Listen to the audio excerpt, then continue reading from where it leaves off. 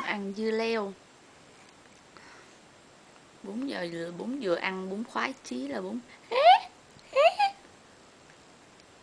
bún ăn bún khoái chí là bún hé.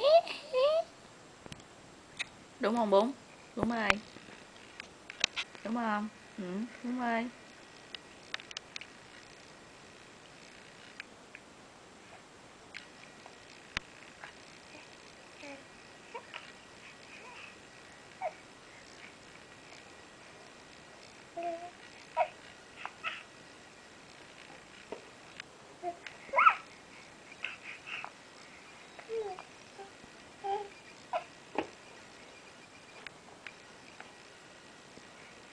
Bún ăn lê.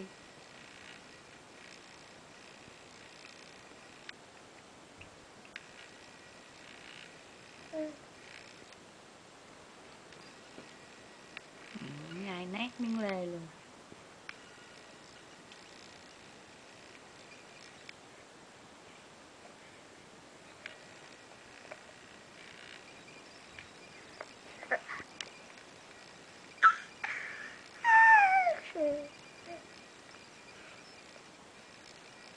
Rồi thôi bỏ cái cùi ra bún. Bỏ cùi ra. Ừ. Bỏ cùi ra.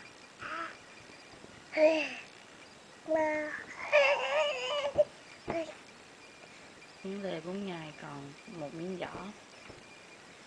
Một cái cùi.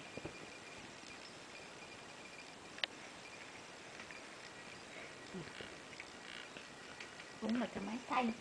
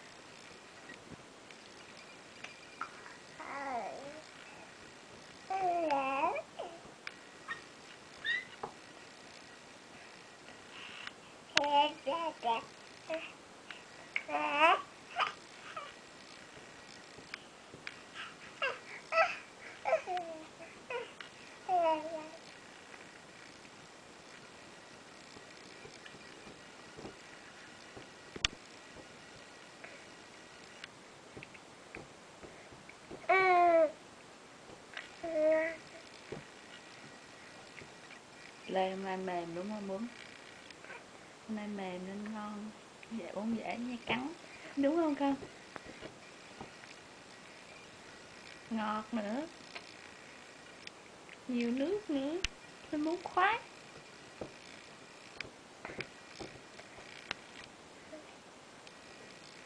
Rồi, đây mẹ lấy cái vỏ ra. Mẹ lấy cái vỏ ra. Ngậm tiếp đi. Đó. Nè, nhả còn cái vỏ nè.